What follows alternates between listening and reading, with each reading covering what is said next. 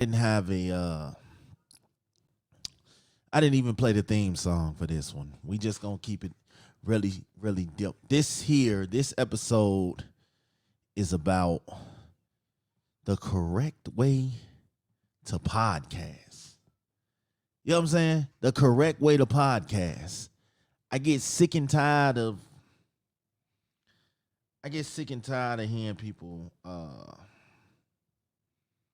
complain about their sound, complain about different things. So instead of going from podcast to podcast, from doing all of that, I decided to just make a tutorial. So this is what it is. When you are making a perfect podcast and you want to have the best show you can possibly have, first things first, all background noise. You got to have your background noise out the way. Okay? You got to have your background noise out the way. There's nothing worse than hearing a show and you got everything going on. Your mic's picking up everything. Every sound, every keyboard type, every fan, every air conditioner, every voice, every TV, all of this. You want to make sure you have your sound under control. You want to make sure that you got everything perfect because you want your listeners to hear you. You don't want them to miss a second of anything that you say. So your sound has to be on point. Okay? That's the very first step. That's step number 1. Step 2, make sure your camera is on point. Your camera angles are on point. You see, as you can see back the house, you see my backdrop. Sometimes you might have to zoom it in so it only gets your backdrop. It doesn't get your walls, your light switches, all that. Just gets your background. It just gets your backdrop. Whatever backdrop you're gonna use, make sure that's what you're getting. Also, make sure you have a good quality camera. If you're losing a laptop, you don't necessarily have to use the webcam. If you have an iPhone, you can connect your iPhone through what was the app name? You can connect your iPhone through the EpoCam Pro app.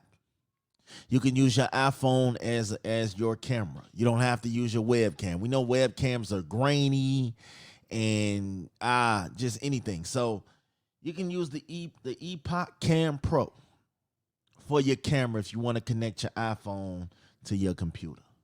Very simple. Or you can go buy you a camera and use it as your webcam. That's if you're doing Zoom and StreamYard and all of that. Now, if you are not doing any of those things and you're recording from the comfort of your house, my suggestion would be to go get a nice video recorder camera. I have a Panasonic 4K cam, and I have a dummy battery. So which means my shit will never die because it's a dummy battery and it's plugged in. So dummy batteries run you about $20. The cam ran me about $700, but I'm on a payment plan. I'll be sending links out on how to do the payment plan and all of that. But it's a nice 4K camera. It's not a necessary. Again, these are one of them things you can use your iPhone. You can use your iPhone as your camera. You can do that too. The same thing, the EpoCam Pro, you can use that as your camera. No problem. Get you a nice mic. You can get you a USB mic, and there's absolutely nothing wrong with a USB mic. I have an XLR mic. I have a dynamic mic, which means my mic packs a lot of power and it's connected to my Rodecaster Pro. I have a Rodecaster Pro that is like a podcaster's best friend. Now, if you don't have a Rodecaster Pro, you can still do a podcast. If you got an iPhone, you can use your iPhone to do your podcast. You can use GarageBand to mix it. You can use your computer to record. Audacity. It's a bunch of different free apps out here if you're on a budget. But my suggestion, and I always try to tell people this, If you want to do something big, yeah, you're going to have to spend a little money. Rodecaster Pro is about $600, but it's worth it. It's freaking worth it. It's a podcaster's dream. You can put your sound effects on there. You can get your Bluetooth calls and have your calls. If you're trying to play music, you can Bluetooth your laptop to your Rodecaster, your phone to your Rodecaster. It has all type of settings on there. It's a dope little investment for its price. So I would definitely tell you, go do it. And you have to make sure the levels on your computer. See, I figured this out. The levels on your computer are different from the levels on your mic, on your Rodecaster Pro. You have to adjust those levels. Okay, it's good. You can hit me up later about that. I'll do a tutorial about that later. So again, these are just little things that I do. I always make sure my computer's good, it's charged. I always make sure my mic levels are good. I'm not too loud, I'm not too low. I make sure my speaker levels are good. They're not too loud, they're not too low. And then I make sure my camera's right. This is what I do. I can't speak on what works for you, but I found out what works for me, and I just thought I'd share some knowledge. Okay. So, when you are recording and you have a guest, it's good to brainstorm with that guest before you press record. Because once you press record, you need to be prepared. So you go over the guests, what you guys are going to discuss. You go over the topics. You go over the formats. You even send an email out a couple of days before the show just to get them caught up ahead. Now, that might work for you. For me, it doesn't work like that for me. I just simply reach out, say, hey, we're going to do it on this date. They show up. They get the topics before the show or during the actual show. I don't send out emails and all of that. The reason being, I like my show to be authentic. I like you to be able to just be yourself and not have to think of answers and anything like that. So this is no knock to nobody else, but I'm just telling you, these are the things that I like. I like to be able to have them authentic answers. Okay. So now that your background is good, all your equipment's set up, you're good. Your guests. How you gonna do it with your guests? Now, say you got a solo podcast. So you only have to do step 1 and 2. Make sure your audio's good. Make sure your background noise is good. And them the first 2 things. Do all your checks. Check your camera. Check your computer. Check your mic. Check yourself. Make sure you're straight. Make sure everything works out perfectly. Now, when you start recording, don't be You don't want to do that. Prime example of a rookie mistake. You don't want to do that. You want to sound as professional as you can. You want to have your work voice going on when you are podcasting. You want to make sure you're professional, people can understand you, and you're speaking very clearly. Okay, so when you do that, make sure everything is good. Also, eliminate all the key tapping. Eliminate making any type of noises that you can't edit out later. When you are recording with a guest, make sure they're following the same exact format as you. They're cleared out their background noise. They're speaking loud and clearer. Their levels and everything are good. Do a couple of test runs before you press record. Because when you press record, you hate to have dope ass footage and content, and then you go back and play it back and it's trash. So it's good to do some test runs ahead of time. That way you can make sure everything is good. A lot of people say you should have on headphones while you're recording to check your levels. Yes, that's a very good idea. Me, Big Smash, I personally don't use headphones. I have them, but I don't use them because I don't like that shit dragging on my head. But yes, I would recommend you use headphones.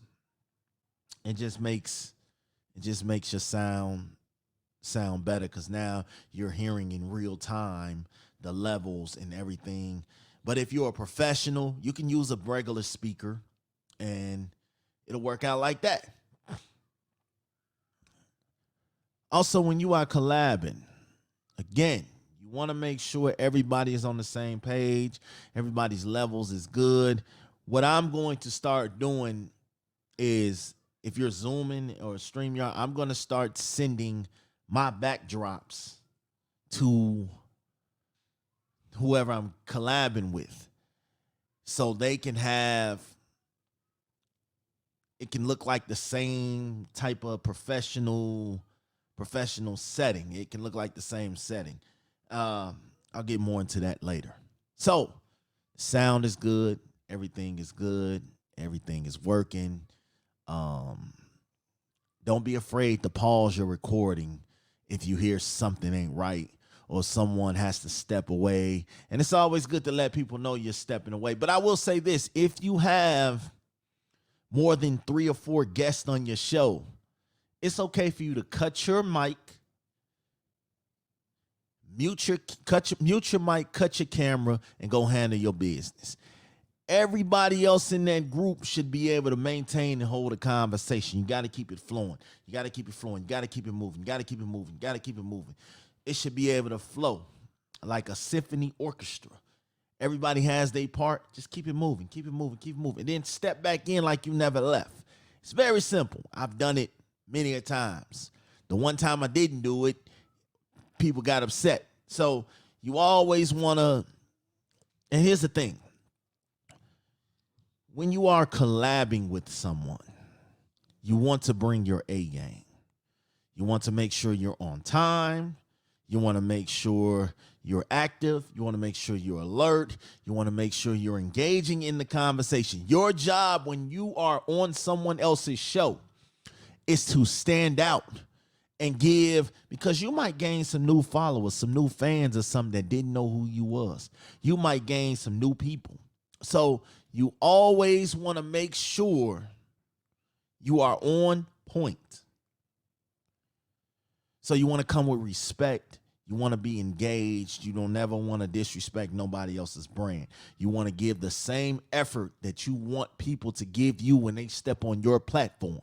So you want to talk clearly, be respectful, always ask, hey, can I curse? Can I do this? What are the do's and don'ts on the show? Et cetera, et cetera. You want to have all that in your mind so you'll fix your mind to knowing everything that works out. So when you step on people's shows, you want to be mindful. You want to be respectful. So that's another tip. Also, when you on someone else's show, you want to definitely, this, I can't stress this enough, and I don't understand how a lot of people don't. If I appear on somebody's show, this is your work. You made a guest appearance on somebody's show. You need to be promoting that. Okay? You need to be promoting that guest appearance.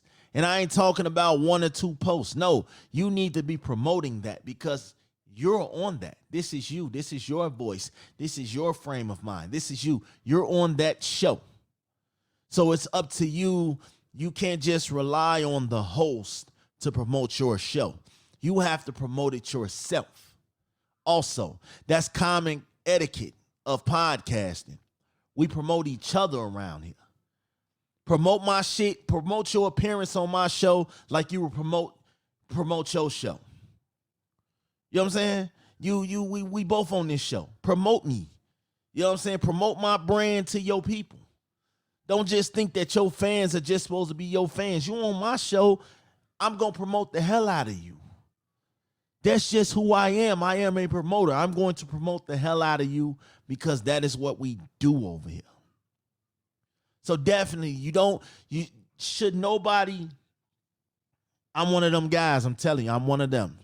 I'm one of them hosts that if you do my show and then I reach out to you because you haven't promoted it, and then I reach out to you and I'm like, yo, man, if you could do me a favor and promote my show and you don't do it, I don't invite you back. I don't work with you again. That's just me. I just don't work with you again. Once you screw me over as far as promoting, yeah, you don't want people to know, that I exist, then this ain't the brand for you. Also, while we on the speaking of collabing, if you make an appointment with somebody, you can't make it, something happened, you forgot at the last minute, a family emergency or something came up, tell them.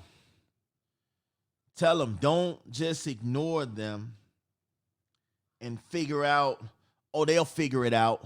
They'll figure it out. Because I'm going to tell you, people take time out their day to record. I'm going to be completely honest. If I can't make it and it's my show, I'll let you know ahead of time. Like, bro, some shit happened, bro. I can't make it. Let's reschedule. I'm not going to just assume that they know what I'm doing and they'll figure it out when we don't show up at the time. Because again, people could have cleared their whole day to come jump on your show and you don't even have the audacity to let them know. And also guests owe the same responsibility. Like, don't tell these people, these podcasters, that, hey, I got you, I'm gonna be here on this day, and then you don't show up and now they're scrambling to figure it out, get another guest, do something, switch this up because you decided not to show up. Them people don't get another chance from me. If you make an appointment with at the house and you don't even let me know, even within an hour or so before the show, even 5 minutes before the show go on, I still take that. Yo, Smash, I can't make it, bro. Some came up. All right. Them type of people get second chances because they let me know. They didn't no call, no show. And you got one no call, no show, and then I'm done with you. Take it how you want to. Okay? Collabs is a way to help get your voice out there to even more people that you didn't think that don't exist. And don't just take the people with 1 million followers. Take them people that's got 500, 200, 300 followers, because followers don't equate to listeners. They don't. Followers don't equate to listeners. Okay? You have to step up and prepare yourself for a whole new field of work. And if you can't do that, then this game is not for you. Don't just stick to your lane. I mean, I'm Big Smash. I can jump in anybody's lane on any type of show and I'll fit in. I'm just different. So, also, I will say this. Promotion is everything in your platform. Me, I try to promote something every hour in the daytime for about 8 hours a day. If I'm up in the middle of the night, I'm promoting. And I'm promoting on different sites because I don't have the same friends on each site. Each site I have different friends. So it's like you have to promote yourself. You don't want to oversaturate, but at the same time, the algorithms change. You know what I'm saying? So the people that may saw your post an hour ago are not going to be the same people that see your post an hour later. So in most cases. So you have to prepare and hit all sites. Like I hit Twitter 1 hour. I hit Instagram 1 hour. I hit Facebook 1 hour. I switch up the sites. You know, just because I'm you never know. You might gain 2 or 3 followers that didn't even know you existed. I recommend getting your own website.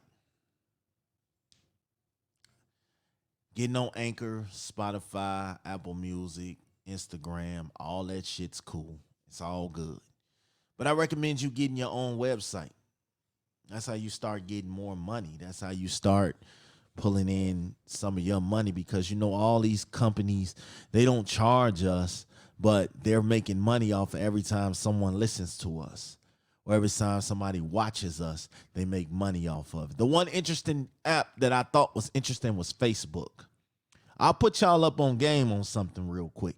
If you have a RSS feed on Anchor, for Anchor, Podbean, whoever, do you know that you can add your podcast to your Facebook page? Not your main page, but like if you got like a page for your podcast, you can add your podcast to that page, right?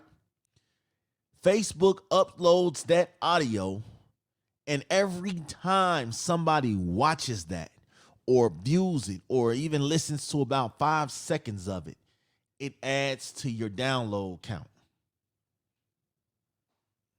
That's real shit. I just found that out like yesterday. I checked. We put an episode out. And when I went and checked the downloads had jumped drastically. Like I was looking at like a 50% jump. You know what I'm saying? In a matter of an hour. I was looking at like a 50% jump from what I had. Like my listens had doubled in about an hour. So I'm not gonna say that works for everybody, but I'm giving free game out right here. You can definitely add your RSS feed to Facebook, and all your friends and family and whoever's on your page, they look at that, it adds to your listens. So yeah, we did how to do a show, collabing. Now we're gonna talk about promoting. Promote your show. Promote it. Don't just promote to your friends. It's okay to pay. Let me tell y'all something. It's okay to pay for Facebook ads, pay for YouTube ads, pay for Instagram ads. That's okay because that's helping you reach a new base. It works. I would definitely recommend you pay for Facebook ads, Instagram ads, and all that because they're sponsoring your show and putting it in rotation in places you didn't even think was possible. But I will say this, do not fall for the okie dokie of I am a Spotify, Apple Music promoter. I'll promote your podcast. I'll get you this many amount of followers. They're lying. And they're ripping you off. Because those are bots. Those are not legitimate people that are watching your show. Them people add absolutely no value to your show. They just a bunch of foreign bots that won't never listen to your show. They'll just like it automatically. This doesn't help your brand. That doesn't help your brand. I've went on plenty of podcasters' pages and checked their views and checked their followers. And this how I know, hey, damn, these some of your favorite podcasters out here be buying they followers. I'm just saying. I'm just saying. So you don't want to follow in that footstep. You want to have your organic follow. I don't care if I get 10 listens a week. I know my listens come from 10 real people. That's generally what it is. So you don't want to jump into that rabbit hole. Also, man, promote yourself. Invest some money in promotion. I am telling you, that shit will come a long way. Invest some money in promotion. Set you a budget.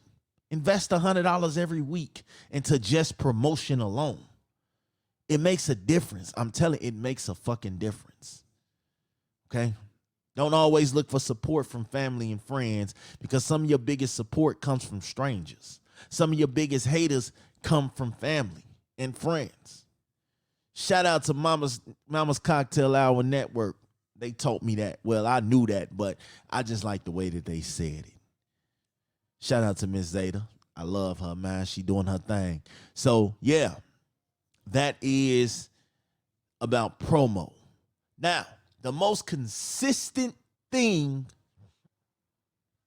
that I can tell you, and I mean this, don't be afraid to go to other podcasters for help. Don't be afraid to ask them for tips and advice. Hell, I'm giving out free tips and advice. This is why I'm doing this. Okay? Second thing, don't engage in podcast beef. What I mean by that is, correction. Don't engage in podcast beef on other people's platforms. What I mean by that is, don't come on my show throwing sneak disses at other podcasters. Now, take that shit to your own platform.